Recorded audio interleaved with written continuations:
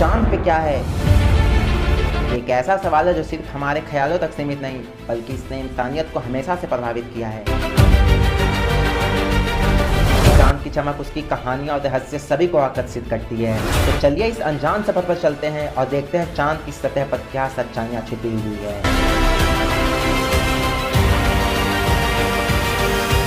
Section number 1, चांद की basic.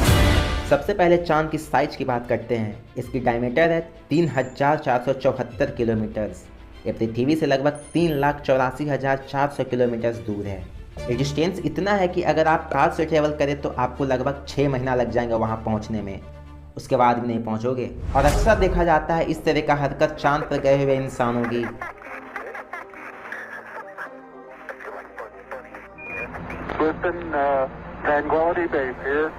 ऐसा इसलिए है क्योंकि चांद की ग्रेविटी अर्थ से 1/6 है। मतलब अगर आपका वेट 60 kg का है तो वहाँ सिर्फ 10 किलो का ही फील करेंगे। सेक्शन नंबर 2, चांद की सरफेस। चांद की सरफेस पर आपको क्रेटर्स दिखाई देंगे, मतलब बड़े बड़े गड्ढे। ये गड्ढे मेटेओराइट्स के टकराने से बना है। सबसे बड़ा क्रेटर टाइको है जो 85 किलोमीटर चौड़ा है। और इसके अलावा एक लूनर मारिया भी है जो वॉल्केनिक प्लेन्स है और पूरा ब्लैक स्पॉट्स की तरह दिखता है। और इससे पहले इसे समुद्र समझते थे, क्योंकि पहले के साइंटिस्ट को लगता था कि ये डार्क एरिया चांद पर ओशियन है, इसीलिए उन्होंने इन्हें मारिया या समुद्र कहा। लेकिन बाद में ये पता चला कि ये असल में ओशियंस नहीं है, बल्कि ये प्लेन्स पुरानी वॉल्केनिक एक्टिविटी से बना है। इन प्लेन्स का रंग डार्क और समुद्र जैसे दिखाई देता है, जो लावा रॉक्स की जमने की वजह से है। इसी वजह से चांद की सरफेस पर कई समुद्र जैसे दिखने वाले नाम हैं, जैसे रेन का समुद्र, शांति का समुद्र। ये शांति का समुद्र यहीं अपोलो 11 का लैंडिंग भी हुआ था। और एक लास्ट क्राइसिस का समुद्र। ये बस नाम ही है, इनमें असली में पानी नहीं है। क्योंकि जब पहली बार टेलीस्कोप से चंद्रमा को देखा गया था तो इसका रंग डार्क ग्रे और ब्लैक था, जो पानी के समुद्र की तरह दिखता था, जबकि ये असल में वॉल्केनिक प्लेन्स है। अभी भी आप चांद को नीचे से देखोगे तो कुछ इस प्रकार का दिखेगा। और इसके बाद भी एक छोरे अपनी गर्लफ्रेंड को झूठी दिलासा देता है कि बच्चे मैं तेरे लिए चांद को ही तोड़ लाऊंगा। सेक्शन नंबर 3, चांद पर पानी। आजकल की रिसर्च ने ये कंफर्म किया है कि चांद की पोलर रीजन्स में फ्रोजन वाटर है। ये बहुत ज़रूरी है फ्यूचर के एस्ट्रोनॉट्स के लिए, क्योंकि पानी के बिना तो कुछ नहीं हो सकता। और हाँ, ये वाटर लाइफ सपोर्ट सिस्टम्स और फ्यूल प्रोडक्शंस के लिए काम आएंगे।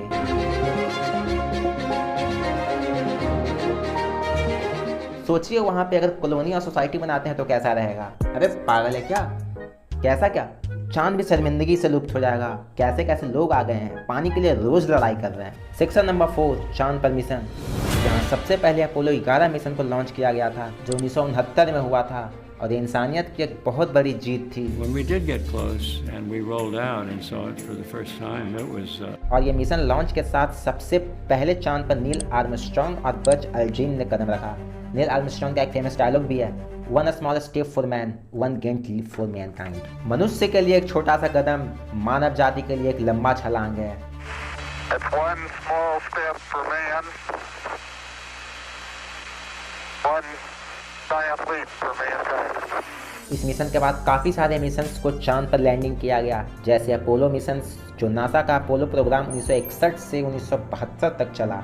इसका मुख्य उद्देश्य चांद पर इंसानों को भेजना था, जिसमें Apollo 11, Apollo 12, Apollo 13 and Apollo 14। फिर back to back Apollo 15, 16, 17 Apollo missions को लॉन्च किया गया। और ये सारे के सारे अपोलो मिशंस यूनाइटेड स्टेट्स से लॉन्च किया गया था। फिर ऐसे कांडों में भारत कैसे पीछे रह जाए भाई? अरे शिव शंकरा, मारो पटाखा आसमान में। फिर बैक टू बैक भारत ने भी अपना पटाखा चांद पर भेजा, जो चंद्रयान 1, चंद्रयान 2, चंद्रयान 3 करके था, जिसमें चंद्रयान 1 को 2008 में लॉन्च किया गया था, चंद्रयान 2 को 2019 में, और चंद्रयान 3 को कब लॉन्च किया गया था, 2023 में या 2024 में? ये कमेंट में आप हमें बताएं। सेक्शन नंबर 5, माइथोलॉजी और कल्चरल। ये चांद सिर्फ साइंस का ही नहीं, बल्कि कल्चर और माइथोलॉजी का भी हिस्सा है। ये इंडिया माइथोलॉजी में चांद को चंद्रया या सोम कहते हैं। इसे शांति और समृद्धि का प्रतीक माना जाता है, और इसी वजह से फेस्टिवल जैसे करवा चौथ पर चांद का पूजा किया जाता है। ये हमारे कल्चर, वैल्यू और बिलीव्स को दर्शाता है। चांद की कहानियाँ अक्सर फिल्म, टीवी शो और लिटरेचर में प्रदर्शित होती है, जैसे कि चंदा मामा दूध के, पुआ पकाए गुड़ के, आप खाए थाली में, मुन्ने को दे प्याली में। ये बहुत ही प्रमुख पात्र है बच्चों की कहानियों और कहानियों के लिए। सेक्शन नंबर 6, चांद पर टेम्परेचर। चांद पर तापमान दिन और रात के हिसाब से बहुत बदलता है। Well, because the moon doesn't have a significant atmosphere like Earth, it does not. दिन के समय जब चांद सूरज की रोशनी में होता है तब तापमान 127 डिग्री सेल्सियस तक पहुंच जाता है और ये टेम्परेचर इतना ज़्यादा है कि यहाँ पर किसी भी प्रकार का पानी नहीं रह सकता। लेकिन जब रात आती है और चांद सूरज से दूर होता है तब तापमान बिल्कुल गिर जाता है, इतना कि तापमान -173 डिग्री सेल्सियस तक चला जाता है। इसका मतलब है कि चांद पर टेम्परेचर का डिफरेंस 300 डिग्री सेल्सियस से भी ज़्यादा है। इसीलिए चांद पर जाने के लिए हमें बहुत ही एडवांस टेक्नोलॉजी की ज़रूरत होती है। चांद पर कोई एटमॉस्फेयर नहीं है जो इन टेम्परेचर चेंजेस को कंट्रोल कर सके। यहाँ का माहौल इतना खामोश है कि सिर्फ आंखें से ही इस सुकून को महसूस कर सकते हो।